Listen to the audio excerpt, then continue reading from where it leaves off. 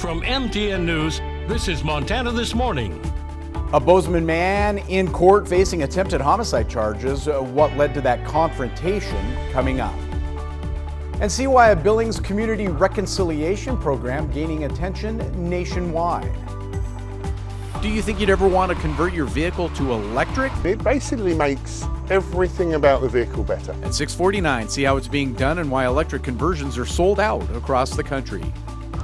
Well, happy Tuesday, Southwest Montana, 6:32. Chelene and Meadow with you here. A beautiful fall morning out across Southwest Montana. It's what fall is supposed to be, right? Yeah, right. A little chilly, some fog in a few areas. We've had some showers. We're in the midst of a pretty dry stretch from now moving forward. So indefinitely for the next 7 to 10 days anyway.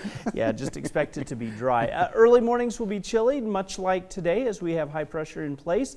That allows the clouds to clear out. Temperatures drop quickly. A few areas may have some frost, especially as we move up in elevation. These temperatures for the afternoon expected to be into the mid to upper 60s, maybe even some low 70s sneaking around into the area. The warmest day of the week yet to come. We'll talk about the weekend forecast and much more coming from the Billings Clinic Bozeman weather patio in just a few minutes. All right, thank you, Matt. 6:33 now. A man in Bozeman facing attempted homicide charges following a weekend incident at the Bozeman Walmart.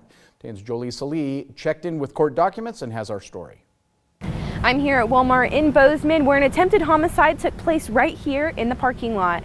Reportedly, a man was out here drinking in his car and ended up shooting at another person. Cody O'Connell was arrested and seen in court on Monday.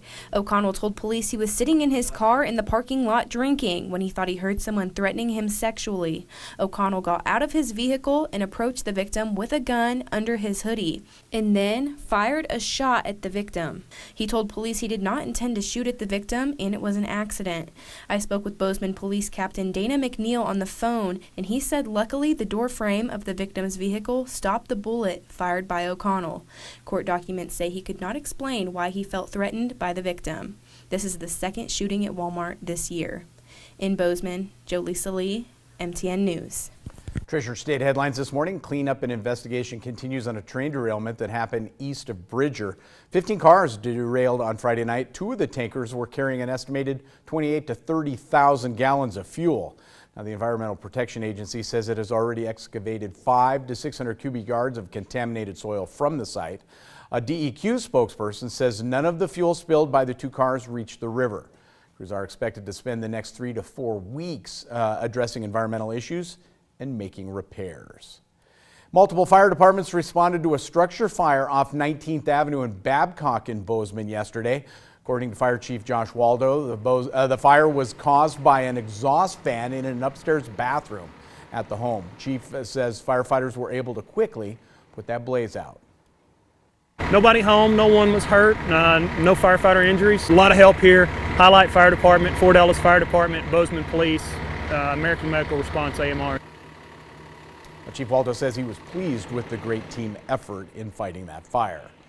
In other news this morning, a group in Billings brought to close 8 months of work on race relations. It's a model that has people in other parts of the country looking to emulate. TN's David J. has more on the Global Peace Foundation. The foundation here in Billings brought people together of different races, sharing their stories. Those involved say it's an ongoing challenge, and they hope to bring more people into their project. The group of about 40 celebrated the culmination of Phase 2 of the Cross-Community Reconciliation Project. 4 different cultures, Black, Native American, Hispanic, and white. Mike Yakowicz is the Northwest Regional Director for the Global Peace Foundation and says the goal is to improve race relations. You realize that we're similar. You know, it's almost as what many people said, we're one family. We're one family under God is kind of that motto. It's like, we're not that different. Part of the process during the 8 months involves sharing experiences. If we're sitting there having these conversations together, I think that's how problems are solved. I think that's how barriers are overcome and bridges are built. J.C. Beaumont talked about what he faces as a Crow tribal member. And for everyone, it was important to be talking face to face in the same room with each other. As you get to know somebody, you can really empathize and just once you hear their story, you really realize that we all have commonalities. We discussed every aspect of our lives because we're not just, your race doesn't really define you as a person because we're all of one race, the human race. And one woman in the group has a unique perspective, having lived in Ukraine before and after the Soviet Union. For me, it was like therapeutic, safe space. As from our past stories, you know, Yulia Johnson recently brought her mother to Billings.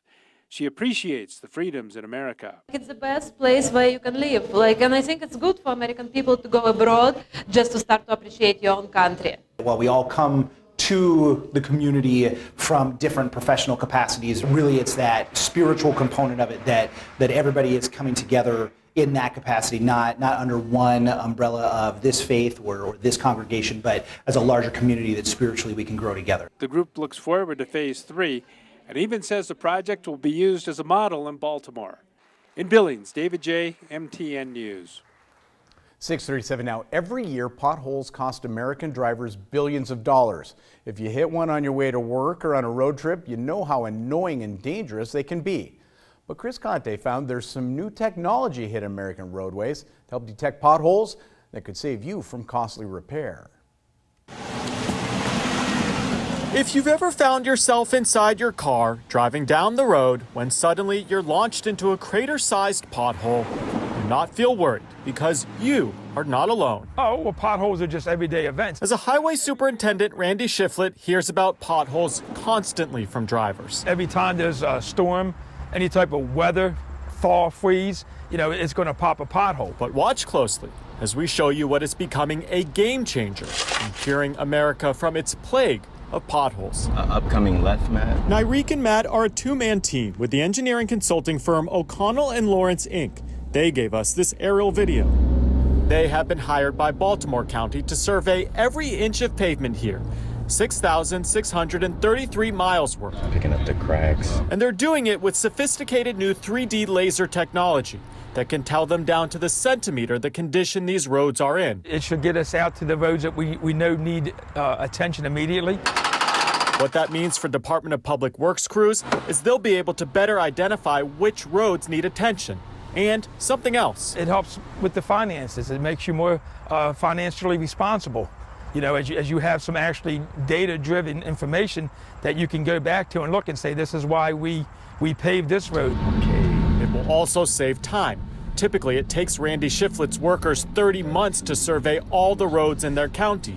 Now, they'll get a detailed map and set of data in 12 months. This technology is being used in multiple municipalities nationwide. It'll give us an in-depth look and let us be able to see what we need to do in the future. Potholes are more than just an annoyance. Last year, damage related to pothole repair cost American drivers $26.5 billion. The problem's so bad, 1 out of every 10 U.S. drivers reporting pothole damage. Yeah, it's a tremendous problem. Tim Geary is with a company called American Road Patch.